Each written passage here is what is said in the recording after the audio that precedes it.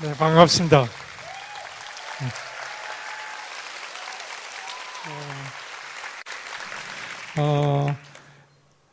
담론이란 책에는 말만 쓰여 있는데 거기 차마 보여드리지 못했던 그림들을 제가 골라서 그림만 보여드리는 걸로 시간을 채우려고 합니다.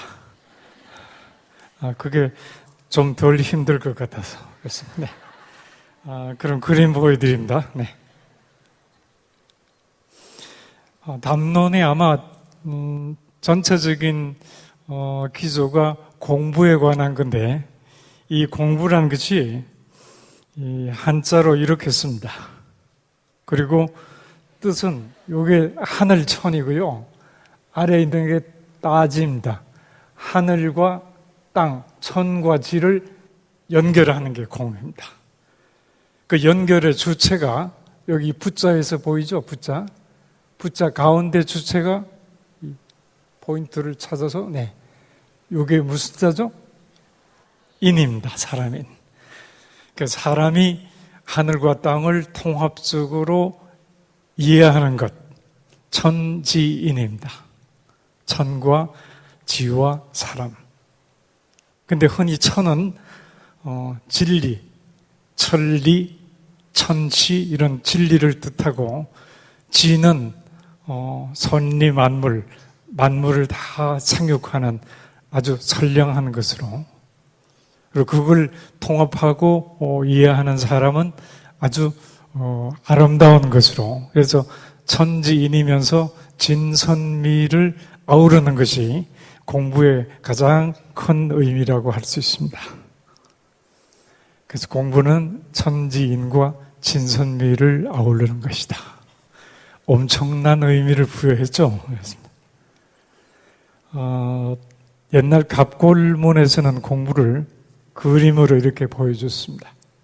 사람이 농기구를 옆에 가지고 있는 것. 그러니까 농사 짓고 사냥도 하고 그래서 먹고 사는 것, 그것이 공부다. 살아가는 것 그 자체가 공부라는 뜻입니다. 그래서 공부는 삶과 사람, 삶이란 걸 우리가 그 속에서 우리 삶을 영위하는 그냥 세계라고 볼 수 있고요. 세계와 인간, 삶과 사람을 아울러서 공부라고 그럴 수 있다. 그래서 한 글자로 표현하면 이렇게 쓴다. 이거 여러분들이 사람이라고 읽어도 되고요. 삶이라고 읽어도 되거든요. 그렇습니다. 담론에서 참 많은 이야기를 거기 풀어놨는데 그 중에 몇 가지만 여러분들하고 공유하려고 합니다. 첫 번째는 공부는 사실보다는 진실을 찾아내는 것이다. 처음에 보면 맹강이라는 시경에 나오는 여자 얘기를 했죠. 만리장성 축조에 강제징용돼서 갔는데 3, 4년이 지나도 소식이 없어서 옷을 한 벌 지어서 찾아갔더니 죽었더라. 그 당시엔 죽은 시체는 장성 축조할 때 그냥 안에 쌓아버린대요. 그래서 그 장성 앞에 자기가 지어온 옷을 바치고 사흘을 통곡했더니 성이 무너지고 시골이 쏟아져 나왔다. 그래서 옷을 입혀서 곱게 장사 지내고 그 맹강이라는 여자가 노령도에서 바다에 뛰어들어가서 죽었습니다. 그게 시경에 나온 이야기인데 사실은 전설이고 사실은 아니죠. 그러나 그 사실보다 훨씬 더 진실을 담고 있는 것이 있지 않을까. 그래서 공부라는 것은 어떤 현실보다는 그 현실의 배후에 있는 진실을 찾아내는 것이 공부다. 그런 뜻으로 제가 소개했고요. 그림 보여줄 게 많아서 여러분들이 미진한 거는 책 보셔야 됩니다. 그 다음에 공부는 우리가 갇혀있는 문맥을, 그걸 깨트리는 것이다. 우리가 갇혀있는, 생각이 갇혀있는 틀을 깨트리는 것이다. 공부는 우리가 갇혀있는 틀을 깨트리는 것입니다. 망치로 하는 것이다. 그리고 바로 그것은 존재론에서 관계론으로 패러다임을 바꾸는 것이다. 그래서 기쁨과 아픔의 근원은 관계다. 그런 얘기입니다. 수많은 사람들이 내 속에 들어와 있어요.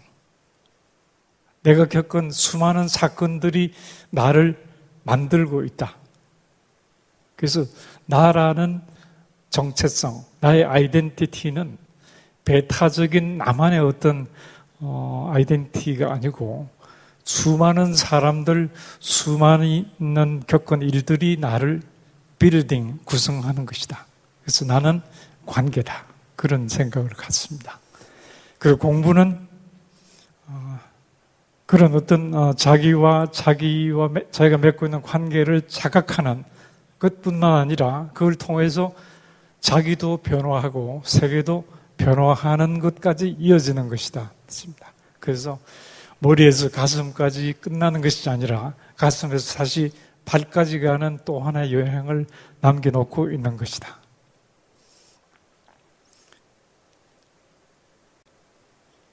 그래서 변화와 새로운 것을 창조하는 것은 중심부가 아닌 변방에서 해야 된다. 성을 쌓는 자는 반드시 망할 것이다. 길을 떠나는 자 꽃 피고 이룰 것이다. 징기스칸의 노마디즘의 메시지입니다. 사실은 중심부는 기득권의 영역이기 때문에 변화를 원치 않습니다. 지키기만 할 뿐입니다. 지키는 것 이상 할 수가 없습니다. 변화는 변방에서 합니다. 여러분들이 뭐 얼마든지 확인할 수 있습니다. 새로운 사유, 창조적인 모든 역사는 인류 역사에서 전부 변방에서 이루어졌어요. 오리엔트, 지중해, 그 다음에 저 알프산 너머 산골짜기 프랑크 왕국, 합수부르크국이 뭐 세잔너 뭐 하여튼 모차르트 거기 다 나왔잖아요. 그 다음에는 저 바닷가 섬 영국, 네덜란드, 그 다음에는 식민지였던 미국으로 그렇습니다. 그리고 중국만 하더라도 변방의 역동성이 황하 유역의 중심부에 부단히 서쪽 변방의 진나라가 춘추 전국시대를 통일하고 거란이 중원을 점령하고 몽고족이 점령하고 만주족이 점령하고 이렇게 변방의 역동성, 변방의 창조성 우리가 주목해야 될 것이 아닌가. 자기 변화 또는 사회 변화에 있어서 어떤 창조 공간을 변방에서 발견하는 것이 옳다. 그렇습니다.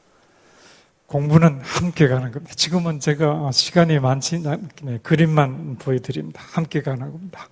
아마 여러분들이 나보다 훨씬 더 깊이 있는 해석을 할 수 있으라고 봅니다. 함께 가는 겁니다. 여럿이 함께. 제가 붓글씨 쓴 겁니다. 이렇게 여럿이 함께 가는 것 같이 붙여서 썼어요. 함께 가는 겁니다. 깨워서 가는 게 옳지 않을까.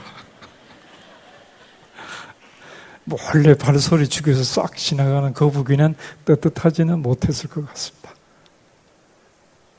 여기도 이 나무통에 더 많은 물을 담기 위해서는 함께 만들어야 할 부분이 있을 겁니다. 죽순의 교훈입니다. 죽순은 뿌리 부분이 마디가 짧습니다. 이건 제가 안 그렸거든요. 내가 그냥 엉터리로 그려왔다 그럴까 봐 사진입니다. 올라갈수록 마디가 점점 길어집니다. 이렇게. 그렇죠? 짧은 마디가 만들어내는 강고한 힘이 대나무의 큰 키를 지탱합니다. 죽순은 뿌리에서 돋아나죠. 누가 심어주는 게 아닙니다. 뿌리는 깜깜한 땅 속에서 자기를 뻗어가야 하는 뿌리는 아예 마디 투성입니다. 그리고 이 죽전, 대나무 밭의 모든 뿌리는 서로 연결되어 있습니다. 그래서 홍수 때도 언덕을 지킬 수 있습니다. 함께 대단히 중요한 공부의 방법이고 목적입니다. 그 다음에 공부는 성찰입니다. 이건 교도소에 영화 보는 장면인데 옛날에는 이렇게 꽃이 가득 핀 장면을 보여주고 그 다음에 눈이 내리는 장면을 보여주고 다시 꽃이 활짝 피고 눈 내리는 장면을 한 번 더 반복합니다. 그리고는 화면 가득하게 10년 후라는 자막이 나옵니다. 아마 그런 영화 여러분들 보신 적 없죠? 그러면 그 10년 후 자막이 딱 뜨면 그 영화를 보는 모든 재소자가 한숨을 쉽니다. 와, 내 징역도 영화 속에서처럼 저렇게 빨리 지나갔으면. 그래서 내가 옆 친구를 붙잡고 시비를 걸었죠. 내일 아침이 10년 후가 되면 좋겠냐? 그걸 말이라고 해요? 단 조건이 하나 있다. 네가 지금 35살인데 45살이 돼서 나가도 그렇게 할래? 좀 생각해 보고요. 그 10년이라는 게 갇혀있는 10년인데도 불구하고 자기 삶에서 이렇게 삭제하기가 뭔가 좀 머뭇거리지는, 그게 우리들의 삶이 아닐까. 삶에 대한 성찰성 대단히 중요하다. 그죠? 이만한 비극을 견디기 위해서 반드시 이만한 크기의 기쁨이 필요하지는 않습니다. 훨씬 작은 기쁨도 큰 비극을 견디게 할 수 있습니다. 그리고 작은 기쁨은 우리가 살아가는 동안에 수시로 만날 수 있습니다. 삶에 대한 성찰성에 관한 이야기입니다. 비극에 절망해서는 안 되고 작은 기쁨에 인색해서도 안 됩니다. 하루에 2시간 햇볕이 들어옵니다. 비스듬하게 들어와서 가장 햇볕이 반듯하고 클 때가 신문지 펼친 것만한 크기입니다.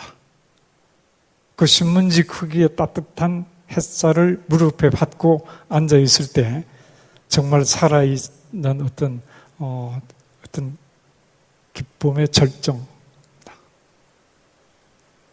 하루에 2시간 햇볕 한 장의 햇볕 한 장을 받는 것만으로도 세상에 태어난 것은 대단히 기쁜 것이다. 그런 생각을 실제로 했었어요. 근데 우리 사회는 지금 하루에 40명이 자살하는 사회죠. 40명 자살합니다. 1년이면 제가 계산해 보니까 15,000명, 일개 사단병력 이상의 사람들이 죽어갑니다. 우리 사회가 뭘 가지지 못하고 뭘 이루지 못하면 죽어야 된다고 이야기하는지 우리가 반성을 해야 된다고 생각합니다. 지금 시간이 많지 않아서 이제 진짜 그림만 보여줍니다. 공부는 끝없는 여행입니다. 끝없는 여행. 그래서 끝이 없으면 그 도로의 효율과 속도에 탐닉할 것이 아니라 길 그 자체의 아름다움, 길 그 자체의 자부심에 충실해야 되지 않을까. 어찌 지나갑니다. 그리고 인디언들은 초원을 달리면 한동안 달린 다음에는 말머리를 세우고 돌려서 자기가 달려온 초원을 바라보고 서 있다고 합니다. 왜? 영혼이 미처 쫓아오지 못했을까 봐 기다린다고 합니다. 같이 간다고 합니다. 공부는 한마디로 강물처럼 하자. 강물, 만나는 모든 돌멩이들과 이야기하면서 낮은 곳으로 가서 바다에 이릅니다. 바다는 가장 낮은 곳에서 가장 큰 물을 만들어냅니다.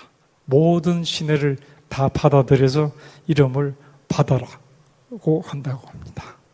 마지막으로 여러분들을 공유하는 글입니다. 언약은 강물처럼 흐르고 만남은 꽃처럼 피어나리. 제가 강의 끝부분에 학생들하고 공유했던 건데 그냥 강물처럼 수많은 이야기를 흘려보냈지만 언젠가는 그 이야기들이 살아가는 삶의 골목에서 아름다운 꽃으로 피어나지 않을까, 그런 기대를 모든 강의 끝에 제가 학생들하고 공유를 합니다. 여러분들이 꽃 피우기 바랍니다. 이상입니다. 네.